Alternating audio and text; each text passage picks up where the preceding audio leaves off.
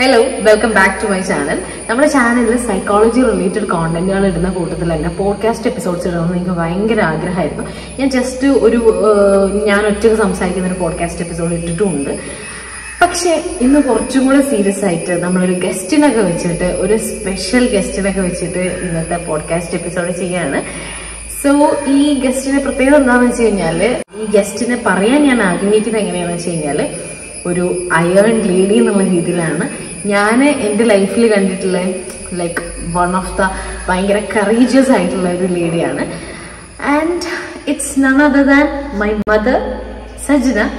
So നിങ്ങൾ വിചാരിക്കും എല്ലാവരും അമ്മമാരും എല്ലാവർക്കും ഭയങ്കര സ്പെഷ്യൽ ആയിരിക്കും, അതുപോലെ തന്നെ എല്ലാവരും നമ്മൾ കണ്ടതിൽ വെച്ചിട്ട് അത്യാവശ്യം കറേജിയസ് ആയിട്ട് തന്നെ ആയിരിക്കും മിക്ക അമ്മമാരും ബിഹേവ് ചെയ്യുന്നൊക്കെ ഉണ്ടാവുക. പക്ഷെ ഞാൻ എന്തുകൊണ്ടാണ് എൻ്റെ ഉമ്മനെ അയൺ ലേഡി എന്നും ഭയങ്കര കറേജിയസ് ഒന്നും വിളിച്ചതെന്നുള്ളത് പറയാം. സോ സജ്ന അഥവാ എൻ്റെ ഉമ്മ ശരിക്കും പറഞ്ഞു കഴിഞ്ഞാൽ ഒരു ക്യാൻസർ സർവൈവറാണ്. അപ്പം ഉമ്മാൻ്റെ സ്റ്റോറി പക്ഷേ ഒരുവിധം ആളുകൾക്കൊക്കെ ഇൻഫ്ലുവൻസിങ് ആയിരിക്കും അല്ലെങ്കിൽ ഇൻസ്പയറിങ് ആയിരിക്കും എന്ന് തോന്നിയുകൊണ്ട് ഉമ്മാൻ്റെ സ്റ്റോറി ഷെയർ ചെയ്യാനാണ് ഞാൻ ഉമ്മാനെ ഗസ്റ്റായിട്ട് ഇവിടെ ലൈക്ക് എൻ്റെ ചാനലിനെ കുറിച്ച് സംസാരിക്കുമെന്ന് പറഞ്ഞ് വിളിച്ചിട്ടുള്ളത്. ഉമ്മ ട്രീറ്റ്മെൻറ്റ് എടുത്ത ക്യാൻസർ സെൻറ്ററിനാണെങ്കിലും അല്ലെങ്കിൽ ആ സെൻറ്ററിൽ തന്നെ പോകുന്നവരാണെങ്കിലും സിമിലർ അസുഖം വരുന്നവരാണെങ്കിലൊക്കെ ചിലപ്പോൾ ഫോം വിളിക്കാറുണ്ട്, കാര്യങ്ങൾ ചോദിക്കാറുണ്ട്. സോ അങ്ങനെ ആരെങ്കിലും ഫേസ് ചെയ്യുന്നുണ്ട് എന്നുണ്ടെങ്കിൽ, അങ്ങനത്തെ ഡിസീസിലൂടെ പോകുന്നുണ്ട് എന്നുണ്ടെങ്കിൽ ചിലപ്പോൾ ഉമ്മാൻ്റെ എക്സ്പീരിയൻസ് നിങ്ങൾക്ക് ഒരു സമാധാനം തന്നാലോ മേ ബി. ഓക്കെ, അപ്പം ഉമ്മക്ക് എന്തായിരുന്നു അസുഖം, എവിടെ നിന്നാണ് സ്റ്റാർട്ട് ചെയ്തത്, എന്തായിരുന്നു അപ്പം ഉമ്മാൻ്റെ അവസ്ഥ, അങ്ങനത്തെ കാര്യങ്ങളൊക്കെ നമുക്ക് ഉമ്മാരോടൊന്ന് ചോദിക്കാം. സോ എന്തായിരുന്നു അസുഖം? എനിക്ക് അസുഖം എന്ന് വെച്ചാൽ ബ്ലഡ് ക്യാൻസർ ആയിരുന്നു. Acute myeloid leukaemia. പിന്നെ ഞാൻ ഫസ്റ്റ് എനിക്ക് തുടങ്ങിയതെന്ന് വെച്ചാൽ എൻ്റെ കാൽമേലൊരു കോല് കുത്തി കാലിൻ്റെ പുറം ഭാഗം വീങ്ങി അങ്ങനെ ചോര നീരൊക്കെ ഇറങ്ങി പിന്നെ ഭയങ്കര ഇതായി. അങ്ങനെ ഒരുപാട് മരുന്ന് കുടിച്ചപ്പോഴൊന്നും ബ്ലഡ് കാലിൽ നീരിതൊന്നും പോകാണ്ട് കണ്ടപ്പോൾ ഡോക്ടറിന് സംശയം തോന്നി. അങ്ങനെ ഡോക്ടർ പിന്നെ ബ്ലഡ് ടെസ്റ്റ് ചെയ്യാൻ പറഞ്ഞു. അങ്ങനെ പിന്നെ ബ്ലഡ് ടെസ്റ്റ് ചെയ്തപ്പോൾ എൻ്റെ ശരീരത്തിൽ ബ്ലഡും ഇല്ല പ്ലേറ്റ്ലെറ്റും ഇല്ല, ഒക്കെ പോയിക്കുന്നു. ഞാനാണെങ്കിൽ എൻ്റെ ശരീരത്തിന് ഒരു കുഴപ്പമില്ല, ഒരു ക്ഷീണമോ കാര്യമൊന്നുമില്ല. ഞാൻ നോർമലായിട്ട് വീട്ടിലെ ജോലിയൊക്കെ ചെയ്തുകൊണ്ടിരിക്കുകയായിരുന്നു. അപ്പോൾ പിന്നെ അങ്ങനെയാണ് ഈ കാലിന് ഈ കോല് കുത്തുന്നതും ഈ ബ്ലഡ് ടെസ്റ്റ് ചെയ്യുന്നതൊക്കെ. അങ്ങനെ ടെസ്റ്റ് ചെയ്തപ്പോൾ ഡോക്ടർ പറഞ്ഞു എന്തോ കുഴപ്പമുണ്ട്, നിങ്ങളൊന്ന് ബ്ലഡിൻ്റെ ഡോക്ടറെ ഒന്ന് കാണിക്കണം, കോട്ടക്കൽ മിംസിലേക്കൊന്ന് പോയിക്കോളൂ എന്ന് പറഞ്ഞ് അങ്ങനെ അവിടെ പോയി 2-3 ദിവസം അഡ്മിറ്റായി. അവർ ഒരുപാട് ടെസ്റ്റുകളൊക്കെ ചെയ്തപ്പോഴാണ് ഇങ്ങനെ ക്യാൻസറാണെന്ന് മനസ്സിലാവുന്നതും. മിംസിൽ പോയി, മിംസിന്ന് ഡോക്ടർ എന്താ പറയുക, ഡയറക്ട്ലി ക്യാൻസർ ആണോ? അല്ല, ഡോക്ടർ പറഞ്ഞു പിന്നെ ബ്ലഡൊക്കെ ടെസ്റ്റ് ചെയ്തു, ഒരുപാട് ടെസ്റ്റുകളൊക്കെ ചെയ്തു. അപ്പോൾ തന്നെ അവർക്ക് ഡൗട്ട് ഉണ്ടായിരുന്നു എനിക്ക് ഇതാണെന്ന്. പക്ഷെ അവരെന്നെ അറിയിക്കാതെ അവർ ഉണ്ടാണ്ട് നിന്നു. ലാസ്റ്റ് 3-4 ദിവസമായപ്പം പിന്നെ കുരുക്കൾ മതിമുട്ടി ഡോക്ടർ എന്ന് പറഞ്ഞു. ഡോക്ടർ നല്ലൊരു ഡോക്ടറായിരുന്നു. അപ്പോൾ ആ ഡോക്ടർ എൻ്റെ അടുത്ത് വരും, എന്നോട് ഇങ്ങനെ പിന്നെ വന്ന് എന്നോട് പറഞ്ഞു, സജ്ന പിന്നെ ഒരു ടെസ്റ്റും കൂടി ചെയ്യാണ്ട്, സജ്നൻ്റെ അസുഖമൊന്നും അതല്ല, പക്ഷേ ക്യാൻസറിൻ്റെ ഒരു ഡോക്ടറും കൂടി വന്നിട്ടൊന്ന് സജ്നനൊന്ന് നോക്കിക്കോട്ടെ എന്നാണ്. അപ്പോഴേക്കന്നെ എനിക്ക് ക്ലൂ കിട്ടി എന്താ സംഭവം എന്നുള്ളത്. കാരണം ഒരു ടെസ്റ്റിൽ എനിക്കൊരു കുഴപ്പമില്ല, എല്ലാ കാര്യങ്ങളെല്ലാം എന്താണ് എൻ്റെ മനസ്സിന് എനിക്കങ്ങനെ തോന്നി. അങ്ങനെ ഡോക്ടർ പറഞ്ഞ് അപ്പോൾ തന്നെ എനിക്ക് ക്ലൂ കിട്ടി. എനിക്ക് തോന്നി എന്തോ എനിക്ക് വലിയ അസുഖമാണ് എന്ന്. ഞാനങ്ങനെ തോന്നിയെങ്കിൽ പോലും എൻ്റെ മനസ്സിൽ പഠിച്ചോനെ അങ്ങനെ ഒരിക്കലും ആവരുത് എന്ന് എൻ്റെ മനസ്സിൽ ഞാൻ പഠിച്ചോനോട് ഇങ്ങനെ പ്രാർത്ഥിക്കുന്നുണ്ട്. അങ്ങനെ പ്രാർത്ഥിച്ചെങ്കിലും പിന്നെ അവിടുന്ന് കുറച്ച് കഴിഞ്ഞ് ഒരു ബ്ലഡിൻ്റെ ഡോക്ടർ വന്നിട്ട് പിന്നെ എന്നെ പരിശോധിച്ച് നിന്നപ്പോൾ എനിക്കാണെങ്കിൽ അന്ന് സമയത്ത് ഭയങ്കര ബ്ലീഡിങ് വന്നു. ആ സമയത്ത് ഭയങ്കര ബ്ലീഡിങ് വന്നു. കാലിലല്ല, മൊത്തം പീരിയഡ്സിൻ്റെ ആ ഒരു ബ്ലീഡിങ് വളരെ ഭയങ്കര ഇതായിരുന്നു. കാരണം ഞാനൊരു അസുഖം ഇല്ലാണ്ട് പോയ ആളാണ്. കാലിന് ജസ്റ്റ് ചിക്കുവിൻ്റെ കൊമ്പ് കിട്ടിയതാണ്. അപ്പോൾ അത് ഭയങ്കര വീങ്ങും. അത് എന്ത് ട്രീറ്റ്മെന്റ് ചെയ്തിട്ട് മാറാതെ ഇങ്ങനെ നിൽക്കുക. ഒരുപാട് അതിങ്ങനെ കാണിച്ചു, പല ഹോസ്പിറ്റലിലും ജനറൽ ഹോസ്പിറ്റൽസിലൊക്കെ കാണിച്ചിട്ടുണ്ടായിരുന്നു. അങ്ങനെ ഒന്നും മാറ്റില്ലാതായപ്പോൾ നമ്മൾ സാധാരണ നമ്മുടെ നാട്ടിലുള്ള ഒരു ഹോസ്പിറ്റലിൽ പോയപ്പോൾ അവർ ജസ്റ്റ് ബ്ലഡ് ചെക്ക് ചെയ്യാൻ പറഞ്ഞു. അപ്പോൾ ഒരു പ്ലേറ്റ്ലെറ്റ്സ് ഭയങ്കര കുറവായിരുന്നു. ഭയങ്കര കുറവെന്ന് വെച്ചാൽ ഒട്ടും ഇല്ല എന്ന് തന്നെ പറയാം, ആ രീതിയിൽ കുറവായിരുന്നു. അങ്ങനെയാണ് പിന്നെ മിംസ് പോകുന്നതും ഈ ഡോക്ടർ ഇങ്ങനെ പറയുന്നതൊക്കെ. അപ്പൊ അവിടുന്ന് ഭയങ്കര ബ്ലീഡിങ് ആയി. എനിക്കാണെങ്കിൽ പീരിയഡ്സിൻ്റെ ഒന്നും ഒരു പ്രശ്നമില്ലാത്ത ഒരാളാണ്, എല്ലാം നോർമലായിട്ട് വരുന്ന ഇതാന്നൊക്കെയാണ്. അങ്ങനെ ഈ സമയത്ത് എനിക്ക് ഭയങ്കരമായിട്ട് ബ്ലീഡിങ്. അപ്പം എനിക്ക് ആകെ ഞാൻ വിചാരിച്ചു ഇതൊക്കെ ഇപ്പോഴാണല്ലോ, ഞാൻ ഇവിടെ വന്ന് അഡ്മിറ്റ് ആയപ്പോൾ ഞാൻ ഒരു രോഗിയായ മാതിരി എനിക്ക് തോന്നി.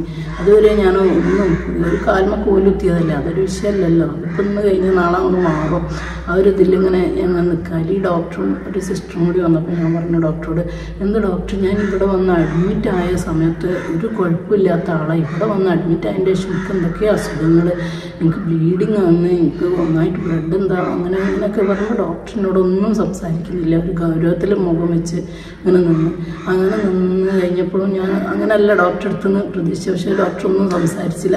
അങ്ങനെ എൻ്റെ അടുത്തുനിന്ന് എൻ്റെ ഉമ്മച്ചിൻ്റെ അടുത്തിരിക്കും നിൽക്കുന്നത്. അപ്പോൾ ഉമ്മച്ചിനോട് പറഞ്ഞു ഒന്ന് ഉമ്മ പുറത്തേക്ക് വരുമെന്ന് പറഞ്ഞു. അപ്പോൾ ആ വിളി എന്നെ രണ്ടാമത് ഷോക്കാക്കി. ആ വിളി എന്നോടൊന്നും പറയാണ്ട് ഉമ്മാനെ വിളിച്ചിട്ട് അങ്ങോട്ട് പുറത്തേക്ക് അങ്ങോട്ട് കൊണ്ടുപോയി. അങ്ങോട്ട് കൊണ്ടുപോയി ഉമ്മാനോട് എന്തൊക്കെയോ സംസാരിച്ച് നിൽക്കുന്ന സമയത്ത് ആകെ കിളി പോയി. ഞാനാകെ ഷോക്കായി. എനിക്ക് ഇങ്ങനെ ഓരോ കാര്യങ്ങൾ മനസ്സിലായി തുടങ്ങി. എനിക്ക് എന്തോ വലിയ അസുഖമുണ്ട്. അതുവരെ ഞാനൊന്നും അങ്ങനത്തെ ഒരു സംഭവത്തിനെ കുറിച്ച് ചിന്തിക്കുന്നില്ല. കാരണം ഞാൻ അങ്ങനെ നല്ല മാഷാ അല്ലാഹ് എല്ലാ എൻ്റെ വീട്ടിലെ ജോലിയൊക്കെ ഞാൻ ചെയ്യുന്ന ആളാണ്. ഒരു ആരോഗ്യപരമായിട്ടൊരു പനി വരെ അല്ലെങ്കിൽ എന്തെങ്കിലും ഒരു അസുഖം ഒന്നും എനിക്കില്ലാത്ത ഒരാളായിരുന്നു. പൊതുവെ ഇങ്ങനെ ക്യാൻസർ ലൈക്ക് നമ്മളവിടെ എം സി സിയിൽ മലബാർ ക്യാൻസർ സെന്റർ തലശ്ശേരി അമ്മനെ ട്രീറ്റ് ചെയ്തിട്ടുണ്ടായിരുന്നു. അപ്പൊ അവിടെയൊക്കെ പോയിട്ട് ഇതേപോലെ അസുഖത്തിന്റെ അസുഖമുള്ള ആളുകളുടെ അടുത്തൊക്കെ നമ്മൾ സ്വാഭാവികമായിട്ട് സംസാരിക്കുമല്ലോ. അപ്പൊ അവരിതിലൊക്കെ മെയിൻ ആയിട്ടുണ്ടായിരുന്ന സിംറ്റം പനിയാണ് അല്ലെ. കാരണം പ്ലേറ്റ്ലെറ്റ്സിന്റെ എണ്ണം കുറയുന്ന സമയത്ത് സ്വാഭാവികമായിട്ടും നമുക്ക് ആ ഒരു ഇമ്മ്യൂണിറ്റി പവർ കുറയും. അങ്ങനെ പെട്ടെന്ന് പനി വരുന്നതായിട്ട് മിക്ക ആൾക്കാർ കാണും. നമുക്ക് അങ്ങനത്തെ സിംറ്റംസ് ഒന്നും ഉണ്ടായിരുന്നില്ല. അപ്പൊ നമ്മള് സ്വാഭാവികമായിട്ട് നമ്മൾ ഭയങ്കര എന്നുള്ള ആ ഒരു അവസ്ഥയിലെത്തും. അപ്പോൾ ഞാനങ്ങനെ ആകെ സ്റ്റക്കായി ഇങ്ങനെ നിൽക്കുകയാണ്. അപ്പോൾ എനിക്ക് പിന്നെ അതിൻ്റെ ഇടയിൽ ഞാനിങ്ങനെ തളർന്ന് നിൽക്കുന്ന സമയത്ത് പെട്ടെന്ന് എൻ്റെ മൂത്തച്ഛനെ കാണാൻ വേണ്ടി വന്നു. അപ്പം സജന നീ എന്നാ അവിടെ അഡ്മിറ്റ് ആയത്, ഇനി എന്താ പറയാനേ പിന്നെ എന്ന് പറഞ്ഞപ്പോൾ ഞാനെൻ്റെ കാൽമേൽ കോല് കുത്തിയതല്ലേ, അതിപ്പോൾ എന്താ എത്ര പറയാനേ. പക്ഷേ ഇപ്പം എനിക്ക് അങ്ങനെ ഒന്നുമല്ല, ഞാൻ ഒന്നും അറിഞ്ഞിട്ടല്ല, ഞാനിങ്ങനെ ഈ ഒരു സംശയം വെച്ചിട്ട് ഞാൻ കാച്ചാണ് വെറുതെ. അപ്പോൾ ഞാൻ മുത്തച്ഛനോട് പറഞ്ഞു ഇപ്പം എനിക്ക് അങ്ങനെ ഒന്നല്ല, ഇപ്പം എനിക്ക് ഭയങ്കര ഡേഞ്ചർ അസുഖമാണ് വന്നിട്ടുള്ളത് വെച്ചാൽ. അപ്പോൾ എന്താ എനിക്ക് അസുഖം എന്ന് വെച്ചാൽ, അപ്പോൾ എനിക്ക് എന്തോ ക്യാൻസറാന്ന് തോന്നുന്നുണ്ട്, ഉമ്മച്ചിനുണ്ട്, അങ്ങോട്ട് ഡോക്ടറെ കൂട്ടി പോയിട്ട് പിന്നെ എന്തോ അസുഖമാണെന്നാണ് തോന്നുന്നത് എന്നൊക്കെ പറഞ്ഞു.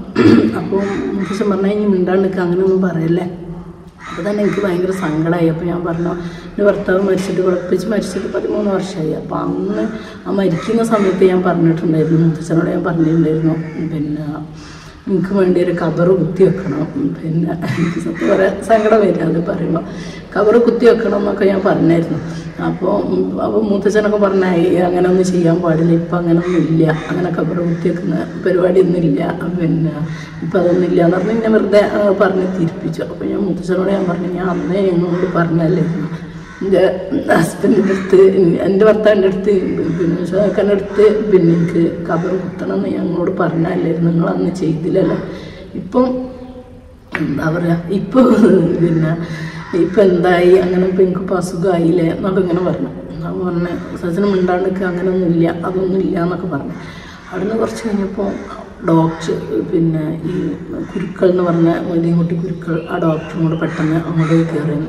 അപ്പം എന്നോട് ചോദിച്ച് സജന എന്താ സംസാരിച്ചുകൊണ്ട് നിൽക്കുന്നതെന്ന് പറഞ്ഞു.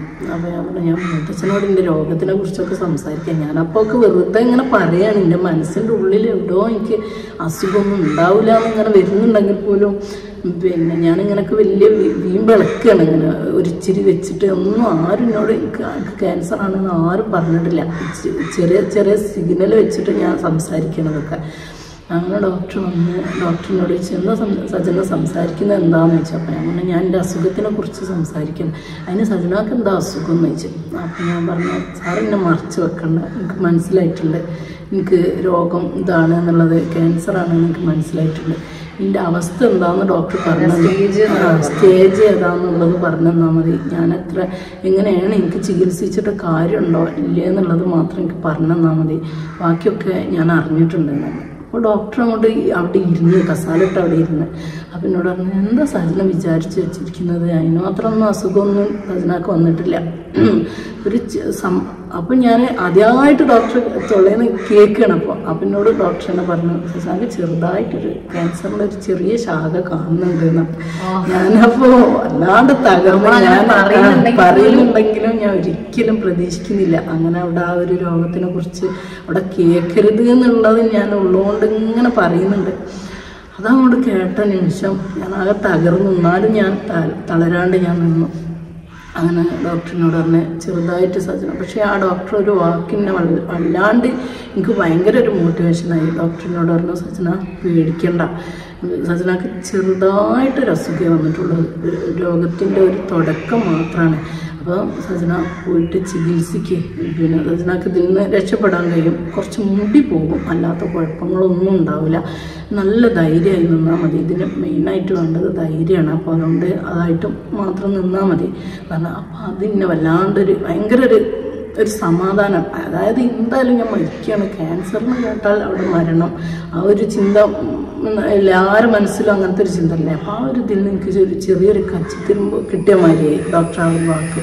എനിക്ക് തോന്നി ശരിയാണ്, ചെറിയൊരു അസുഖമായിരിക്കും. അങ്ങനെ ഒരുപാട് പേരും രക്ഷപ്പെടുന്നവരൊക്കെ ഉണ്ടല്ലോ. അപ്പം എനിക്ക് ചെറിയൊരു തുടക്കമായിരിക്കും. അപ്പോൾ ആ തുടക്കത്തിൽ നിന്ന് എനിക്ക് ഇങ്ങനെ പിടിച്ച് കയറാൻ പറ്റും, ഞാൻ രക്ഷപ്പെടും. ഞാൻ അപ്പം തന്നെ ഞാൻ പഠിച്ചനോടാണ് പഠിച്ചത് തവക്കൽത്തും അല്ലല്ലാ, എന്നെ നീ രക്ഷപ്പെടുത്തണം, അന്നെ ഞാൻ ഏൽപ്പിക്കുകയാണ്, ഇന്നെ ഞാൻ അന്നെ ഏൽപ്പിക്കുകയാണ്, നീ രോഗം തന്നവന് നീ എൻ്റെ രോഗം മാറ്റി തരും, നീ ചെയ്യണം എന്ന് പറഞ്ഞാൽ ഞാൻ അള്ളാഹിനോട് ഞാൻ പ്രാർത്ഥിച്ച് ഞാൻ അപ്പം തന്നെ ഒരു ഉംറ ചെയ്യാനും ഞാൻ അപ്പം തന്നെ നേർച്ചാക്കി ഇതിൽ നിന്നൊക്കെ രക്ഷപ്പെട്ട് കഴിഞ്ഞിട്ട് എനിക്കൊരു ഉംറയും ചെയ്യണം, ഇൻഷാ അല്ലാഹ് ഞാൻ ചെയ്യും. അങ്ങനെയൊക്കെ ഒരു മനസ്സിൽ ഞാൻ നീയത്ത് വെക്കുന്നുണ്ട്. ഉമ്മച്ചൊക്കെ ഭയങ്കര കരച്ചിലായിരുന്നു. അവരൊക്കെ എല്ലാവരും ഇങ്ങനെ എന്നെ ഏത് ഹോസ്പിറ്റലിലേക്ക് കൊണ്ടുപോകുന്നുള്ള ചർച്ചകളിൽ ഞാനാകെ സ്റ്റക്കായി നിൽക്കുകയാണ്. ഇവിടെ ആണെങ്കിൽ ഇവിടെ എന്തൊരു ഞാൻ യൂണിവേഴ്സിറ്റിയിലാണ്. ഞാൻ യൂണിവേഴ്സിറ്റിയിൽ നിന്ന് വരുന്ന സമയത്ത് ഞാൻ ഉമ്മാനോട് വിളിച്ചു, എനിക്ക് കോളേജിൽ വിളിച്ചൊരു ചെറിയ ഒരു അറ്റൻഡൻസിന് പ്രശ്നം വന്ന സമയത്ത് അത് ക്ലിയർ ചെയ്യാൻ പോയത്. അപ്പോൾ ഉമ്മാനെ വിളിച്ചിട്ട് പറഞ്ഞു, അത് ശരിയായി എന്നൊക്കെ പറഞ്ഞ് ഭയങ്കര ഹാപ്പിനെസ് ഉണ്ട്. അപ്പം പറഞ്ഞാൽ പെട്ടെന്ന് വീട്ടിൽ പോകാറ് ഭയങ്കര സീരിയസ് ആയിട്ട്. അപ്പം ഞാനാണെങ്കിൽ ഉമ്മ മിംസിലുള്ള സമയത്താണ് ഇവിടെ പോകുന്നത്, യൂണിവേഴ്സിറ്റി പോകുന്നത്. അപ്പം നമ്മൾ കാലിന് പ്രശ്നമായിട്ട് പോയതല്ല, അപ്പോൾ അത് വലിയ പ്രശ്നമാക്കി എടുത്തിട്ടില്ല. അപ്പോൾ വീട്ടിൽ വന്ന സമയത്ത് കുറച്ച് ആൾക്കാരൊക്കെ ഞങ്ങൾ വീട്ടിൽ കൂടിയിട്ടുണ്ട്, ലൈക്ക് നമ്മളെ റിലേറ്റീവ്സ് എല്ലാവരും. എന്നിട്ട് ഉമ്മാനോട് ഇങ്ങനെ സംസാരിക്കുന്ന സമാധാനിപ്പിക്കുന്നുണ്ട്. അവർ വിഷമിക്കുന്ന സമയത്ത് ഉമ്മ തിരിച്ച സമാധാനം, ഈ കുഴപ്പമൊന്നുമില്ല, ഞാൻ ഇപ്പോൾ റെഡി ആയി വരുന്ന രീതിയിലാണ് ഉമ്മ സംസാരിക്കുന്നത്. സർട്ടിഫിക്കറ്റിന് വേണ്ടി പോകുന്നു. അപ്പോൾ ഞാൻ അവിടുന്ന് ഡോക്ടറിനോട് ഇങ്ങനെ പറഞ്ഞു. അപ്പോൾ അവിടുന്ന് മെഡിക്കൽ കോളേജിലേക്കാണോ പോകേണ്ടത് അല്ലെങ്കിൽ എങ്ങോട്ടാ പോകാമെന്നൊരു തീരുമാനം എടുക്കാൻ കഴിയുന്നില്ല. അപ്പോൾ ആ ഡോക്ടറിനോട് പറഞ്ഞ്, പിന്നെ സജനാനെ ഇവിടെ കൊണ്ടുപോയി തലശ്ശേരി ക്യാൻസർ സെൻ്ററിലേക്ക് കൊണ്ടുപോയാൽ മതി, മെഡിക്കൽ കോളേജിലേക്ക് കൊണ്ടുപോകണ്ട, അവിടെ പോയാൽ ആകെ എന്തൊക്കെ ഒരു അവസ്ഥയായിരിക്കും. ഇതാവുമ്പോൾ വെച്ചാൽ ഇതിന് മാത്രമുള്ള ഹോസ്പിറ്റലാണ്, അവിടെ ഏതായാലും ആ ഒരു ഇതിൽ പോയാൽ നല്ല ചികിത്സയും കാര്യങ്ങളൊക്കെ ഉണ്ട്, അതുകൊണ്ട് നിങ്ങൾ തലശ്ശേരിയിലേക്ക് പോയാൽ മതി എന്നാണ്. പിന്നെ ഡോക്ടർ അങ്ങനെ പറഞ്ഞ കാരണം പിന്നെ ഞങ്ങൾക്കൊരു ഇതായി. അങ്ങനെ ഞങ്ങൾ പിന്നെ തലശ്ശേരിയിലേക്ക് പോകാൻ തീരുമാനിച്ച് അങ്ങനെ ഞങ്ങൾ വീട്ടിലെത്തി. വീട്ടിൽ വന്നപ്പോൾ എല്ലാവരും വിവരങ്ങളൊക്കെ അറിഞ്ഞ് മുത്തച്ഛനോടൊക്കെ പറഞ്ഞപ്പോൾ മുത്തച്ഛൻ എല്ലാവർക്കും വിളിച്ച് പറഞ്ഞ് അങ്ങനെ എനിക്ക് ഇതാണ് അസുഖമാണ് എന്നാണ്. അപ്പോൾ എല്ലാവരും എന്നെ കാണാൻ വരില്ലായി. നാളെ ഞാൻ തലശ്ശേരിയിലേക്ക് ഹോസ്പിറ്റലിലേക്ക് പോവുകയാണ്. അങ്ങനെ ഓരോരുത്തർ വീട്ടിലേക്ക് എന്നെ കാണാൻ വരുന്നത് ഞാനിങ്ങനെ ആകെ ഒരു സ്റ്റക്കായ അവസ്ഥ. ഒരു ആകാശദൂത് സിനിമന്റെ ഒരു സംഭവമാണ് അവിടെ നടന്നുകൊണ്ടിരിക്കുന്നത്. കാരണം എപ്പോഴും ഞങ്ങൾക്ക് ചെറുതായപ്പോ തന്നെ മരിച്ചു. ഞങ്ങൾ 3 ആളുകളാണ്. അപ്പൊ ഉമ്മാക്ക് അതേപോലെ തന്നെ ആ സിനിമയുള്ള പോലെ തന്നെ ബ്ലഡ് ക്യാൻസർ വന്നു. അൽഹംദുലില്ലാ അള്ളാഹു നമുക്ക് ശിഫ തന്നതുകൊണ്ടാണ്. അള്ളാഹു ഇനി അങ്ങനത്തെ പരീക്ഷണം ആർക്കും തരാതിരിക്കട്ടെ. ആ സമയത്ത് കുറെ ആളുകൾ വന്നിട്ട് ആ രീതിയിലാണ് ഉമ്മാനോട് സംസാരിക്കുകയൊക്കെ ചെയ്യുന്നത്. എന്നോട് ഓരോരുത്തർ വന്നിട്ട് പറഞ്ഞ് അവിടെയുള്ള ആള് മരിച്ചില്ല. അപ്പം ഞാൻ ഇങ്ങനെ വന്നിരിക്കുകയാണ്. അപ്പം ഞാൻ എനിക്ക് ചെറുതായിട്ടേ ഉള്ളൂ, അതൊന്നും കുഴപ്പമില്ല. ഇപ്പോഴത്തെ കാലം ഇങ്ങോട്ട് പറയേണ്ട കാര്യങ്ങൾ ഞാൻ ഓരോട് പറയാം. അതൊക്കെ എന്തായാലും ക്യാൻസർ അല്ലേ, അതൊക്കെ ഇപ്പം എന്തായാലും നരകിക്കേണ്ടി കാണും അങ്ങനെ വരെ എന്നോട് പറഞ്ഞു. അപ്പം ഞാൻ ആ വ്യക്തിയോട് പറഞ്ഞ് അതൊന്നും ഉണ്ടാവില്ല, അങ്ങനെയൊന്നും വരില്ല, പിന്നെ പഠിച്ചം തരുന്ന രോഗമല്ല, അത്രത്തോളം ഒന്നും ഉണ്ടാവില്ല. ഇപ്പോഴത്തെ കാലം പണ്ടത്തെ മരുന്നല്ല, ചികിത്സകൾ ഒരുപാടില്ലേ, അതൊക്കെ ശരിയായിക്കോളും, അങ്ങനെയൊന്നും എനിക്ക് ഏതായാലും ഉണ്ടാവില്ല എന്നൊക്കെ ഞാൻ ഓരോട് പറയുന്നുണ്ടെങ്കിൽ എൻ്റെ ഉള്ളിൽ വളരെ തളരുന്നുണ്ട്. എന്നാലും ഞാൻ പിന്നെ വീണ്ടും എടുക്കുകയാണ് എൻ്റെ ശരീരത്തിന്. ഒരിക്കലില്ല, എനിക്ക് അങ്ങനെയൊന്നും വരില്ല, ഞാൻ അങ്ങനെയൊന്നും ആവില്ല, ഞാൻ തിരിച്ചു വരും എന്നൊക്കെ പറഞ്ഞ് അങ്ങനെ ഞാൻ അവിടെ ഇങ്ങനെ നിന്ന്. പിന്നെ പിറ്റേന്ന് രാവിലെ അല്ല, അതിന് മുമ്പ് ഞാൻ കോളേജെല്ലാം വിട്ട് വന്ന സമയത്ത് ഞാൻ പറഞ്ഞല്ലോ ഇവിടെ ഇങ്ങനെ കുറെ ആളുകളെ കാണാൻ. അപ്പം എന്നോട് ആരാ പറഞ്ഞെന്ന് എനിക്ക് ഓർമ്മയില്ല, അമ്മക്ക് വയ്യ, സുഖമില്ല. എന്താ അമ്മക്ക് സുഖം എന്നുള്ളത് ഞാൻ ലൈക്ക് ഒരു ക്ലൂ ഇല്ല. നമ്മൾ ഒരിക്കലും പ്രതീക്ഷിക്കില്ലല്ലോ. നമ്മളടുത്ത് സാധാ പോലെ നിന്നു എന്തെങ്കിലും അസുഖമൊക്കെ ആയിട്ട് നിന്നുകൊണ്ടിരിക്കണം, കുഴപ്പമില്ല, അതൊരു പ്രശ്നമില്ല. ജസ്റ്റ് കാലിലൊരു കോല് കുത്തിയതും ബന്ധപ്പെടുത്തി നമ്മൾ ഒരിക്കലും ഇങ്ങനെ വിചാരിക്കില്ല. അപ്പം ഉമ്മാൻ്റെ അടുത്ത് പോയപ്പോൾ എന്താ അമ്മക്ക് എന്താ പ്രശ്നം എന്ന് ചോദിച്ച സമയത്ത് ഉമ്മനോട് പറഞ്ഞു അവിടെ ഇരിക്കാൻ പറഞ്ഞു വീട്ടിൽ. എന്നോട് പറഞ്ഞു പക്ഷേ എനിക്ക് ബ്ലഡ് ക്യാൻസറാണ്, പ്രശ്നമൊന്നുമില്ല, അത് ശരിയാവും, കുറച്ച് മുടി പോകുന്ന ഡോക്ടർ പറഞ്ഞിട്ടുള്ളൂ, നമുക്ക് ട്രീറ്റ് ചെയ്താൽ ശരിയാവുന്നതുള്ളൂ, പ്രശ്നമൊന്നും ആക്കണ്ടായിരുന്നു. അപ്പം ഇത് എഫക്റ്റ് ചെയ്ത ഉമ്മ ഈ രീതിയിൽ പറഞ്ഞു. ഞാനാകെ മൊത്തത്തിൽ ആകെ ലൈക്ക് നമുക്ക് ഇങ്ങോട്ട് കൺട്രോൾ ചെയ്യാൻ പറ്റാത്ത രീതിയിലാണ്. പക്ഷെ ഉമ്മാൻ്റെ കോൺഫിഡൻസ് പിന്നെ നമുക്കും കൂടി ഓക്കെ ഉമ്മ പറഞ്ഞ പോലെ തന്നെ ഇൻഷാ അല്ലാ വലിയ ബുദ്ധിമുട്ടൊന്നും ഇല്ലാതെ നമ്മൾ രക്ഷപ്പെടും എന്നുള്ള ഒരു കോൺഫിഡൻസ് ഉമ്മാൻ്റെ ആ ഒരു വാക്ക് നമുക്ക് തന്നു. പിന്നെ നമ്മളവിടെ നിന്ന് തലശ്ശേരി പോയി. അങ്ങനെ തലശ്ശേരി പോയി. അവിടേക്കൊക്കെ പോകുമ്പോഴൊക്കെ ഞാൻ ആകെ തളർന്ന് ഇങ്ങനെ ഞാൻ തന്നെ സ്വയം എന്നെ നിയന്ത്രിച്ച് കൊണ്ടുപോവുകയാണ്. അങ്ങനെ പിന്നെ എനിക്ക് വേറുള്ളവരെ സമാധാനങ്ങളൊക്കെ എനിക്ക് ഇങ്ങനത്തെ ഒക്കെ ഓരോ വാക്കുകളാണ് കേൾക്കുന്നത്. അപ്പം പിന്നെ എനിക്ക് ആർക്കും കേൾക്കണം എന്നില്ല. ഞാൻ തന്നെ സ്വയം എന്നെ സമാധാനിപ്പിച്ചുകൊണ്ട് അവിടെ എത്തിയപ്പോൾ ഒരു ഭീകരമായ അവസ്ഥ. ഹോസ്പിറ്റല്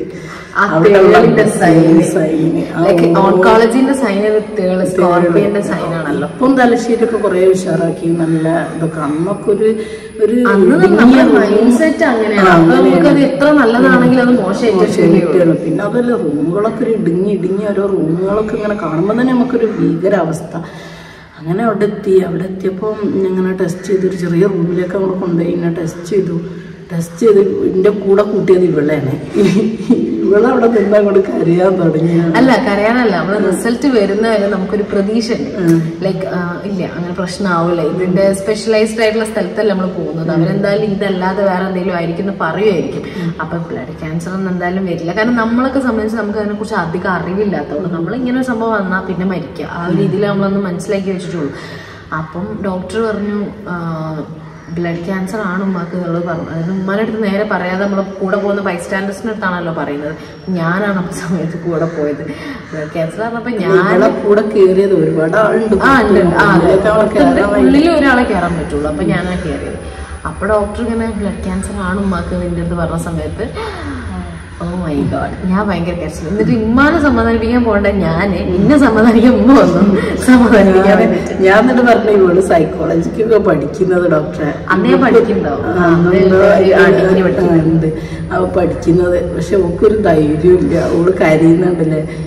അപ്പം ഇവളെ നേരായി ഡോക്ടർ എന്താ ഇങ്ങനെ അതായ ഇങ്ങനെ ടെൻഷൻ അടിക്കണ്ട ഇങ്ങനെയൊക്കെ പറഞ്ഞു. ഇവള് ഭയങ്കര കരച്ചില്. ഇവള് അവിടെ നിൽക്കുന്നില്ല, അങ്ങനെ നിൽക്കല്ല, ഇവള് നിന്ന് കരയാ. അതിന് ഞാൻ ഡോക്ടർ പറഞ്ഞാൽ നിങ്ങൾ പുറത്ത് പോയിട്ട് വേറെ ആരെങ്കിലും കയറി എന്ന് പറഞ്ഞു. ഞാൻ പിന്നെ അനിയത്തി കയറി. പിന്നെ കാര്യങ്ങളൊക്കെ പിന്നെ എന്നെ പെട്ടെന്ന് എമർജൻസി ആയിട്ട് എന്നെ ഓരോ കാര്യങ്ങൾ ചെയ്യുന്നതും കൊണ്ടുപോകണതൊക്കെ. അങ്ങനെ ലിഫ്റ്റിൽ എന്നെ അങ്ങോട്ട് കയറ്റിയപ്പോൾ പിന്നെ എൻ്റെ ഫയലൊക്കെ പിടിച്ച് ഒരു പെണ്ണ് പറഞ്ഞാൽ ഇത് എമർജൻസി കേസാണല്ലേ എന്നാണ്. അപ്പം ഞാൻ വിചാരിച്ചു ഞാനോ എമർജൻസിയോ, ഞാനത്ര എമർജൻസി ഒന്നും അല്ലല്ലോ, എനിക്ക് ചെറിയ അസുഖമല്ലുള്ളൂ. അപ്പോൾ തന്നെ എനിക്ക് എന്താ അങ്ങനെ പറയുന്നതെന്നുള്ളൊരു ഇതിൻ്റെ മനസ്സിൽ ഇങ്ങനെ തോന്നി. ഇത് എമർജൻസി കേസാണ്, വേഗം കയറ്റിക്കോളി എന്ന് പറഞ്ഞു. അങ്ങനെ വേഗം കയറ്റണം, വേഗം എൻ്റെ കാര്യങ്ങളൊക്കെ ചെയ്ത് അങ്ങനെ അതിൻ്റെ ഉള്ളിലേക്ക് എന്താ അതിൻ്റെ പറയല് ആ ഒരു ഇന്റൻസീവിൻ്റെ ഉള്ളിലേക്ക് അതിൻ്റെ ഉള്ളിലേക്ക് നമ്മൾ കയറ്റി ആരുമല്ലാത്ത അവസ്ഥ. അതിൻ്റെ ഉള്ളിൽ ആർക്കും നിൽക്കാൻ പറ്റില്ല, കൂടെ ഒരാൾ മാത്രം. അങ്ങനെ അവിടെ നിൽക്കുന്ന ആള് ആരും മാറി നിൽക്കാനും പാടില്ല. നിൽക്കുന്ന ആൾ സ്ഥിരമായിട്ടില്ല, കൂടെ തന്നെ നിൽക്കണം. വേറെ ഒരാൾ അങ്ങോട്ടൊക്കെ ഇതാവാൻ പാടില്ല. ഇവൾക്ക് കുറച്ച് ദിവസം എനിക്ക് ഇവിടെ നിൽക്കണം എന്ന് എൻ്റെ മനസ്സിലധികം ഉള്ളത്. അപ്പം പക്ഷെ ഇവൾക്കാണെങ്കിൽ ക്ലാസ് ഉണ്ട്, കാര്യങ്ങളുണ്ട്.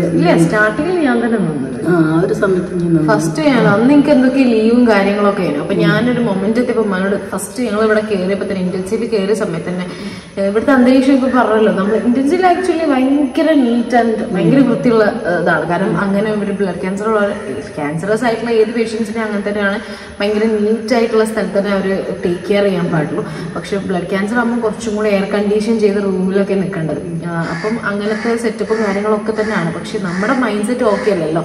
അപ്പം നമുക്കതൊന്നൊരു ഒരു ഭയങ്കരമായിട്ടുള്ള അവസ്ഥയായിരിക്കും. അപ്പൊ ഞാൻ അമ്മയോട് പറയുമ്പോൾ ഞാൻ സ്റ്റഡീസ് നിർത്തുകയാണ്, ഞാൻ അമ്മേനെ കൂടെ തന്നെ ഇവിടെ നിൽക്കാം എന്ന്. അപ്പം പറഞ്ഞു, അമ്മ പറഞ്ഞ വാക്ക് ഈസ് ഭയങ്കര പവർഫുൾ. കാരണം ഉമ്മനോടൊപ്പം സമയത്ത് പറഞ്ഞതെന്ന് വെച്ചാൽ ഇപ്പം എനിക്കിപ്പോൾ ഒരു അസുഖം വന്നു, ആ അസുഖം വിചാരിച്ചിട്ട് വെറുതെ ക്ലാസ് നിർത്തി കഴിഞ്ഞാൽ എൻ്റെ ഫ്യൂച്ചർ കംപ്ലീറ്റ് അവിടെ വെച്ച് നിൽക്കും.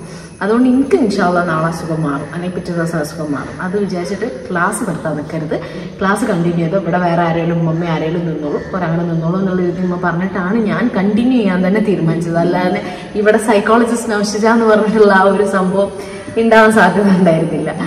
ഓക്കെ, അങ്ങനെ നമ്മൾ പിന്നെ അവിടെ നിന്ന് പിന്നെ എൻ്റെ റിസൾട്ടുകളൊക്കെ അവിടുന്ന് കുറച്ച് ദിവസം കഴിഞ്ഞ് വന്നു. അപ്പോഴൊന്നും ഞാൻ അറിയുന്നില്ല 75% എൻ്റെ ശരീരത്തില് മജല എങ്ങനെയാണെന്ന് വെച്ച് കഴിഞ്ഞാല് അസുഖം എങ്ങനെയാന്ന് വെച്ച് കഴിഞ്ഞാൽ ഈ സ്റ്റേജ് അല്ല, ഫസ്റ്റ് സ്റ്റേജ് സെക്കൻഡ് സ്റ്റേജ് ആ രീതിയിലല്ല പോവുക. ഇത് ബ്ലാസ്റ്റ് സെൽസ് ഉണ്ട്. നമ്മുടെ ബ്ലാസ്റ്റ് സെൽസ് എത്രമാത്രം ബ്ലാസ്റ്റ് സെൽസ് പ്ലേറ്റ്ലെറ്റ്സ് ആവാത്ത പ്ലേറ്റ്ലെറ്റ്സ് ആയി കൺവേർട്ട് ആയി ചെയ്യാത്തൊരവസ്ഥയാണ്. അപ്പൊ നമുക്ക് ബ്ലാസ്റ്റ് സെൽസ് അങ്ങനെ അക്യുമുലേറ്റ് ചെയ്ത് നിൽക്കുക ചെയ്യുന്നത്, അത് പ്ലേറ്റ്ലെറ്റ്സ് ആയി മാറുന്നില്ല. അപ്പൊ 75% ബ്ലാസ്റ്റ് സെൽസ് മനുഷ്യത്തിൽ അങ്ങനെ മജ്ജയിൽ നിൽക്കുന്നുണ്ട് എന്നുള്ള രീതിയിലാണ് വന്നത്. അതായത് 75% അസുഖം ബാധിച്ചിട്ടുണ്ട് എന്നർത്ഥം. അപ്പം മറ്റേ ഡോക്ടർ പറഞ്ഞ പോലെ സില്ലിയായിട്ട് ഡോക്ടർമാരെ സമാധാനിപ്പിക്കാൻ പറഞ്ഞാണ് മിംസിന് കുറച്ചുള്ളൂ പെട്ടെന്ന് മാറിക്കോളും എന്നൊക്കെ ഉള്ളത്. പക്ഷെ ഞാൻ അറിയുന്നില്ല എപ്പോഴൊന്നും അത്രത്തോളം. എന്റെ അടുത്ത് വന്നിട്ട് ഡോക്ടർ പറഞ്ഞു, കൂടെ നിൽക്കുന്നത് ഞാനാണല്ലോ സമയത്ത്. അപ്പൊ ഇന്നെ ഡോക്ടർ വിളിച്ചു, അന്ന് രാത്രി പിറ്റേ ദിവസം രാത്രി വിളിച്ചിട്ട് ഡോക്ടർ പറഞ്ഞു, ഉമ്മക്ക് നമുക്ക് ട്രീറ്റ്മെന്റ് ചെയ്ത് നോക്കാം, ഒരു 50-50 ചാൻസ് ആണ്, കിട്ടിയാൽ കിട്ടി പോയാൽ പോയി എന്നുള്ള രീതിയിലാണ് പറയുന്നത്. അപ്പം ഞാൻ ഭയങ്കര വീക്കാണ് മെന്റലി ആക്ച്വലി. കാരണം ഇങ്ങനത്തെ കാര്യമൊക്കെ നമ്മളടുത്ത് പറയുന്ന സമയത്ത് ഉമ്മ ചിലപ്പം മരിക്കുകയായിരിക്കും, ചിലപ്പോൾ ജയിക്കുള്ളൂ, ആ രീതിയിൽ പറയുന്ന സമയത്ത് നമുക്കത് താങ്ങാൻ പറ്റുന്നതിൽ അപ്പുറമാണ്. അപ്പം ഞാൻ എൻ്റെ ലൈഫിൽ ഏറ്റവും സ്ട്രോങ് ആയി നിൽക്കുന്ന സിറ്റുവേഷൻ ആണ്. കാരണം ഞാൻ അടുത്തത് റൂമിൽ പോയി കഴിഞ്ഞാൽ ഫേസ് ചെയ്യാനുള്ള ഉമ്മാനാണ്. അപ്പം അങ്ങനത്തെ പ്രശ്നമൊന്നും ഇല്ല ഉമ്മാക്ക് എന്നുള്ളത് ബോധിപ്പിക്കൽ എൻ്റെ കൂടെ ആവശ്യമാണ്. അപ്പം ഞാനൊരു സമയത്ത് ടോയ്ലറ്റിലൊക്കെ പോയിട്ട് ആ ഒരു സ്ട്രെങ്ത് ഉണ്ടാക്കിയിട്ട് തിരിച്ചു ഉമ്മാനെടുത്ത് വന്നിട്ട് ഡോക്ടർ കുഴപ്പമൊന്നുമില്ല എന്ന് പറഞ്ഞത്, ജസ്റ്റ് 4 കീമോ ചെയ്യേണ്ട ആവശ്യമുള്ളൂ എന്ന് പറഞ്ഞു. കീമോ 4 തന്നെ നമുക്ക് മെയിൻലി ചെയ്യേണ്ട ആവശ്യം വന്നിട്ടുള്ളൂ. അപ്പം 4 കീമോ ചെയ്യേണ്ടതുള്ളൂ എന്ന് പറഞ്ഞു എന്നൊക്കെ പറഞ്ഞു. അപ്പം പറഞ്ഞു നോക്കി 4, കാരണം പൊതുവെ നമ്മൾ ഈ മുഴയുള്ള കാര്യങ്ങളൊക്കെ നമ്മൾ കൂടുതൽ കേൾക്കാം. അപ്പം 16, 20, 30, 40 കീമോ ചെയ്ത കേസസ് കേട്ടിട്ടാണ് നമ്മളങ്ങനെ ചെയ്യുന്നത്. അങ്ങനത്തെ സ്ഥലത്ത് നമുക്ക് 4 കീമോ അല്ലേ ചെയ്യേണ്ടുള്ളൂ. അപ്പം അത് അത്രയും ലൈറ്റ് ആയിരിക്കും, അത്രയും അസുഖവും അത്ര നോർമൽ അത്രേ ഉള്ളൂ. അതുകൊണ്ടായിരിക്കും അത്ര കുറച്ചുള്ള കീമോ വരുന്നത്. അപ്പം ഞാൻ രക്ഷപ്പെടും, എനിക്ക് എല്ലാത്തിനും ഞാൻ അതിജീവിക്കും. ഞാൻ അള്ളാനെ തവക്കൽ ചെയ്തിരുന്നില്ലേ, അപ്പം അന്ന് എൻ്റെ കൂടെ ഉണ്ടാവും. അങ്ങനെ ഒരുപാട് ആൾക്കാർ പ്രാർത്ഥിക്കുന്നു, എല്ലാവരും ഭയങ്കര ടെൻഷന്. ആ കുട്ടികൾക്ക് ഉപ്പന്നില്ല, ഉമ്മെങ്കിലും അങ്ങനത്തെ ആ ഒരു ഇതില്ലല്ല, ഭയങ്കര പ്രാർത്ഥനകളൊക്കെ നടക്കുന്നുണ്ട്. പിന്നെ ഞാനായാലും അവിടുന്ന് എപ്പോഴും അള്ളാനോട് പ്രാർത്ഥിച്ചുകൊണ്ട് ഇങ്ങനെ എൻ്റെ മനസ്സിനെ ഞാൻ ഭയങ്കര നല്ലോണം ധൈര്യത്തിൽ ഇങ്ങനെ നിന്ന് അങ്ങനെ ഓരോ ചികിത്സകളും ഓരോ മാസങ്ങളും അങ്ങനെ കഴിഞ്ഞു. അവിടെ നിന്നൊക്കെ ഒരുപാട് സിസ്റ്റർമാരൊക്കെ നല്ല നല്ല കെയറും ഓരോരോ സംസാരങ്ങളും ഓരോ വാക്കുകളും എന്നെ ഭയങ്കര അതാക്കി ഞാൻ ചിരിച്ച് ഒരു മുന്നിലൊക്കെ ഡോക്ടറൊക്കെ വരുമ്പോൾ ഞാൻ അവിടെ അങ്ങനെ ഒരു ഇമോജി കണ്ടിട്ടുണ്ട്. നല്ല രോഗി, നല്ല ക്ഷീണമുള്ള രോഗിയാണ്, ക്ഷീണിച്ച ഇമോജി ആയിരിക്കും. അങ്ങനെ ഓരോ ഇതിങ്ങനെ സ്റ്റെപ്പായിട്ട് ഞാൻ അവിടെ ഒരു ഫോട്ടോ കണ്ടിട്ടുണ്ട്. അപ്പം ഞാൻ അതിലൊരു ചിരിച്ച് നിൽക്കുന്നൊരു ഇമോജി അങ്ങനെ. അപ്പം ഞാൻ വിചാരിച്ച് ഇൻഷാല്ലാ ഞാൻ ആ ചിരിച്ച് നിൽക്കുന്ന രോഗിയാണ്, ഞാൻ ഒരിക്കലും ആ ഉറങ്ങി കിടക്കുന്ന രോഗി ഞാനാവൂല എന്ന് ഞാൻ എൻ്റെ മനസ്സിനെ ഞാൻ ഓർമ്മപ്പെടുത്തി. ഞാൻ എപ്പോഴും ഡോക്ടർ വരുമ്പോൾ വേഗം എനിക്ക് വയ്യായൊന്നുമില്ല, ഒരു ക്ഷീണം അൽഹംദുലില്ലാ എനിക്കൊരു വയ്യായിക ഒന്നും വരുന്നില്ല. ഓരോ സ്റ്റേജിലും ഡോക്ടറും എല്ലാ റൂമിലേക്ക് വരുമ്പോഴും ഡോക്ടർമാർ ഓരോ ക്ഷീണിച്ച മുഖമായിട്ട് കാണുന്നത് ഞാൻ അവിടെ ചാടി ഇരിക്കും. എണീച്ച് എത്ര ഇതായാലും ഞാൻ വേഗം എണീച്ചിരുന്ന് ഡോക്ടറോട് ചിരിക്കും. അപ്പോൾ ഡോക്ടർ കയറി വരുമ്പോൾ സജന ഓക്കെ അല്ലേ എന്ന് ചോദിക്കും. ഓക്കെയാണ് സാർ എന്ന് പറയും, അങ്ങനെ പറയും. അപ്പോൾ ആ ഒരു വാക്കുകളൊക്കെ എല്ലാം മനസ്സിലല്ലാണ്ട് ഇതാക്കും. സജന ഓക്കെ അല്ലേ അങ്ങനെയൊക്കെ പറയുമ്പോൾ എനിക്ക് ഭയങ്കര ഒരു ഇതായിരിക്കും. അങ്ങനെ ഞാൻ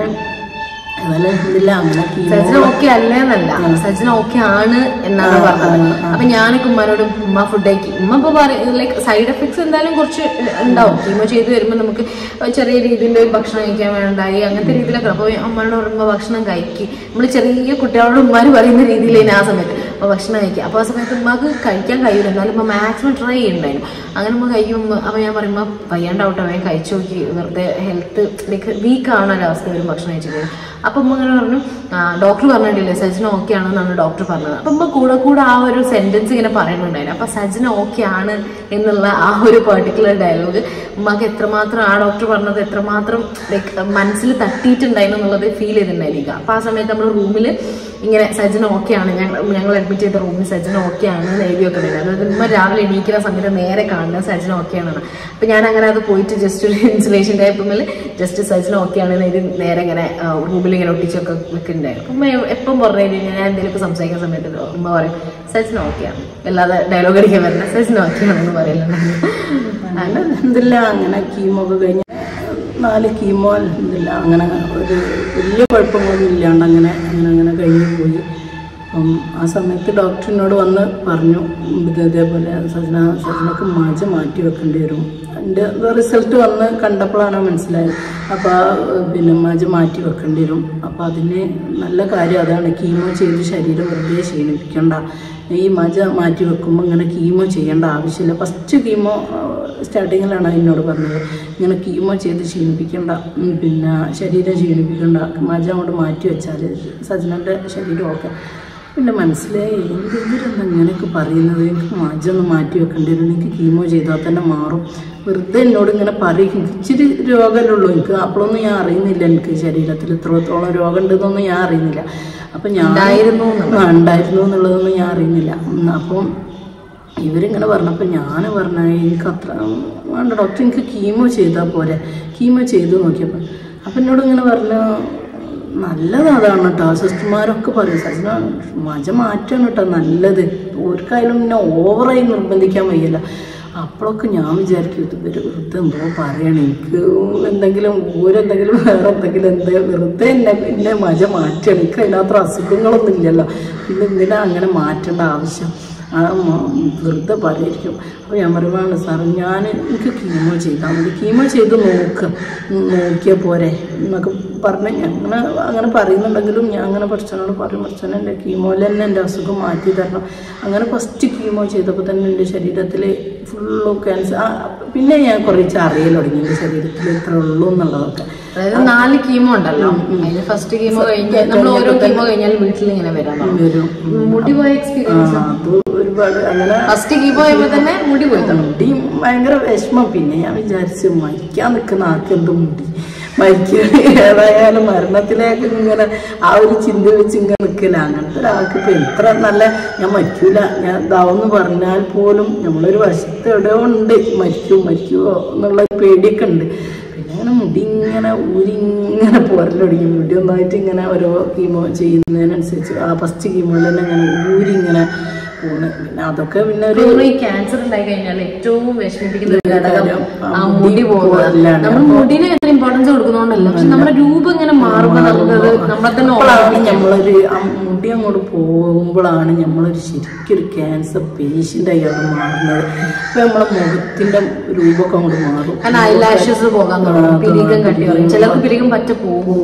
അങ്ങനെ മോച്ചാൻ തന്നെ മാറി ക്ഷീണിക്കലൊക്കെ തുടങ്ങി കീമോ ചെയ്ത്. അങ്ങനെ മുടി ഒക്കെ എന്നാലും ഞാൻ ഓക്കെ ആയിരിക്കും. ഞാൻ അങ്ങനെ ഒന്നും കണ്ണാടിയിലൊന്നും നോക്കില്ല. ബാത്റൂമിൻ്റെ ഉള്ളിലൊരു കണ്ണാടി ഉണ്ട്. ഞാനിങ്ങനെ സിസ്റ്റർമാരോടൊക്കെ ഭയങ്കര വർത്താനം പറഞ്ഞുകൊണ്ട് ഞാൻ എല്ലാം നല്ലതില്ലേ, എന്തും മരുന്ന് ഒരു തരികയാണെങ്കിലും അത് ഇതെന്തിനാന്നൊക്കെ ചോദിച്ചറിയും. അങ്ങനെയൊക്കെ ചോദിച്ചറിഞ്ഞ എല്ലാം ഈ മുടി പോകുമ്പോഴാണെങ്കിൽ തന്നെ ഉമ്മമാക്കാണെങ്കിലും എനിക്കാണെങ്കിലും ഒക്കെ കാണുമ്പോൾ ഉമ്മമാനെ സംബന്ധിച്ച് ഉമ്മക്ക് നല്ല ചെറുപ്പം മുതൽ നല്ല മുടിയൊക്കെ ആയിട്ട് ഉമ്മമാക്ക് ഭയങ്കര വിഷമമില്ല കാണുന്നത്. ചിലപ്പോൾ ഉമ്മമാണ് കൂടെ നിൽക്കുക. അപ്പം ഇപ്പം ഉമ്മ നമ്മളോട് തന്നെ നമുക്ക് വിഷമമാകുക വെച്ചാൽ നമ്മളെ സമാധാനിപ്പിക്കാൻ പറയും, നിങ്ങൾക്ക് അറിയില്ല ഈ മുടി ഇങ്ങനെ വരുമ്പോൾ ഒരു ഹരമാണ്, ഞാനിത് ഇങ്ങനെ വലിച്ചെടുക്കില്ല, എനിക്കൊരു ഹരമാണത്. ഞാൻ കുറെ കാലം അന്വേഷിച്ചു പറഞ്ഞു ശരിക്കും മക അതൊരു ഹരയാണ്, നിങ്ങളൊരു സൈക്കോണല്ലോ അമ്മ പറഞ്ഞ എനിക്കത് സങ്കടമാണ്. പക്ഷെ ഞാൻ അങ്ങനെ പറയുന്നതാണ്. ഇങ്ങനെ ഉണ്ടായിട്ട് ഇങ്ങനെ കൊണ്ട് പോരും, മുടി ഇങ്ങോട്ട് ഉണ്ടാക്കിയിട്ട് ഇങ്ങനെ ഞാനാണെങ്കിൽ ഇങ്ങനെ വലിച്ച് ഇങ്ങനെ കൊണ്ട് എടുക്കുമ്പോൾ അതിങ്ങനെ മുടി ഇങ്ങനെ, അല്ലെങ്കിൽ ചില പേഷ്യൻറ്റിനൊക്കെ ഒരു ഇങ്ങനെ വടിക്കലാണ്. ഞാൻ പിന്നെ അതിനൊന്നും നിന്നിട്ടില്ല. അപ്പം പിന്നെ ഇങ്ങനെ ഇതിങ്ങനെ ഉണ്ടായി മുടി ഇങ്ങനെ ഇവിടെ കെട്ടുപിടിച്ച് പുറത്തിങ്ങനെ വന്ന് നിൽക്കുക. അപ്പം അതിങ്ങനെ ഇങ്ങനെ കൊണ്ട് എടുക്കും. നല്ല രസം എന്ന് വെച്ചാൽ അപ്പം ആ ഒരു സിറ്റുവേഷനിൽ അപ്പം അതൊരു കാര്യമില്ലല്ലോ. അങ്ങനെ ആ മുടിയൊക്കെ കെട്ട് അങ്ങനെയൊക്കെ കളഞ്ഞ് പിന്നെ അത് കഴിഞ്ഞതിന് ശേഷം പിന്നെ ഞാനിങ്ങനെ എല്ലാം മറക്കും. ഞാനിങ്ങോട്ട് ധൈര്യത്തിൽ ഓരോ ദിവസം അങ്ങോട്ട് കഴിഞ്ഞു വിടണം, ഇതിൽ നിന്ന് രക്ഷപ്പെടണം. ഈ ഓരോ കീമോൻ്റെ ഓരോ അവസ്ഥകൾ കഴിയണം. നമുക്കിങ്ങനെ ഇതാവും. ഞാനങ്ങോട്ട് മറക്കും, എനിക്കിതാണ് അസുഖം എന്നുള്ളതിനെ ഞാൻ തന്നെ മറക്കും. പിന്നെ ഞാൻ ബാത്റൂമിൽ പോയി ഞാൻ കണ്ണാടിയിൽ അവിടെ നോക്കുമ്പോഴേക്കും എൻ്റെ രൂപം കാണുമ്പോൾ എനിക്ക് ശരിക്കും അത് നമ്മൾ ഒരുപാട് ഫോട്ടോസും കാര്യമൊക്കെ എടുത്തിട്ടുണ്ടായിരുന്നു. അതൊക്കെ ഇവിടെ ആഡ് ചെയ്യണം, അതൊക്കെ മിസ്സായിപ്പോയി. അപ്പോൾ പിന്നെ അത് ബാത്റൂമിൽ അവിടെ കയറുമ്പോൾ എൻ്റെ രൂപം അങ്ങോട്ട് കാണുമ്പോൾ എനിക്ക് അപ്പോഴാണ് ഞാനിങ്ങനെ കണ്ണാടിയിൽ നോക്കിയിട്ട് ഞാൻ പറയും, സജനക്ക് ക്യാൻസറാണ് കേട്ടോ, ബോധമുണ്ടോ? അങ്ങനെ തന്നെ ഞാൻ ഒറ്റയ്ക്ക് ഇരുന്നിട്ട് ഞാൻ ബാത്റൂമിൻ്റെ ഉള്ളിലേക്ക് അവിടെ പോകുന്നത്, ബോധമുണ്ടോ സജനക്ക് ക്യാൻസറാണ് ഇപ്പോൾ വന്നിട്ടുള്ളത് എന്ന് പറഞ്ഞിട്ട് ഞാൻ ഒന്ന് ഓർമ്മപ്പെടുത്തും. കാരണം അത്രയ്ക്ക് ഞാൻ അവിടെ മറക്കും. എനിക്കെന്താ അറിയില്ല, ബുദ്ധിയില്ലാഞ്ഞിട്ടാണ് തോന്നുന്നത്, അല്ലാതെ ഇങ്ങനെയൊക്കെ മറക്കാൻ കഴിയില്ലല്ലോ. അങ്ങനെ ഞാനങ്ങോട്ട് മറക്കുമ്പോൾ ഈ ഓരോ കാര്യങ്ങളെ കുറിച്ചും ഒക്കെ ഇങ്ങനെ ചിന്തിക്കും. പിന്നെയെന്ന് വെച്ചാൽ അങ്ങനെയൊക്കെ ഓരോ നമ്മൾ കൂടെ നിൽക്കാൻ എന്താപ്പം പറയാം, എനിക്ക് ചിന്തിക്കണം. അങ്ങനെയൊക്കെ ഓരോ സിറ്റുവേഷനിൽ ഇങ്ങനെ അങ്ങനെ ഓരോ ഇതിൻ്റെ വേറെയുള്ള കാര്യങ്ങളൊക്കെ ഇങ്ങനെ ചിന്തിച്ച് ഞാൻ അങ്ങനെ കിടക്കും. പിന്നെ അങ്ങനെ PMT ചെയ്യാൻ പറഞ്ഞിട്ടുണ്ടായിരുന്നു. അങ്ങനെ പിന്നെ ഇല്ല, ആ സമയത്ത് ഒരു PMT പറഞ്ഞു. 4 കീമോ ചെയ്ത് 4 ദിവസം 4 കീമോന്റെ 4 സർക്കിൾ കഴിഞ്ഞു. അങ്ങനെ അവിടുന്ന് ഇറങ്ങി. എൻ്റെ രോഗം അപ്പൊക്കെ മാറി, രോഗങ്ങൾ മാറി. ഞങ്ങൾ നോർമൽ ലൈഫ് ലീഡ് ചെയ്യാൻ തുടങ്ങി. വളർന്ന് അപ്പൊ തന്നെ അതിൽ കിടക്കുന്ന സമയത്ത് തന്നെ സിസ്റ്റർമാർ ഓരോ സജന കുഴപ്പമില്ല, മുടിയൊക്കെ നല്ല ഉഷാറിൽ വരും, മുടിനെ കുറിച്ചൊന്നും സ്കിന്നൊക്കെ നല്ല ബ്ലഡ് സർക്കുലേഷൻ ഒക്കെ നല്ല ബ്രൈറ്റ് ആയിട്ട് നല്ല അടിപൊളിയായിട്ട് വന്നിട്ടുണ്ടായിരുന്നു. അതുപോലെ തന്നെ ഹെയർ എല്ലാം കറക്റ്റ് നല്ല തിക്ക് ഹെയർ ആയിട്ട് ഇത്രയൊക്കെ ആയി തുടങ്ങിയിരുന്നു. അപ്പോ അവിടെ വെച്ച് നിൽക്കട്ടെ, ഇനി നമ്മൾ ബാക്കി കാര്യം പാർട്ട് 2 ആയിട്ട് പറയാം, അല്ലാതെ ഭയങ്കര ലെങ്തി ആയിരിക്കും വീഡിയോ. അപ്പം നിങ്ങൾ പാർട്ട് 2 കാണാം. ഇതിൻ്റെ കണ്ടിന്യൂഷൻ നമുക്ക് അവിടെ സംസാരിക്കാം. അപ്പോൾ okay, thank you for watching.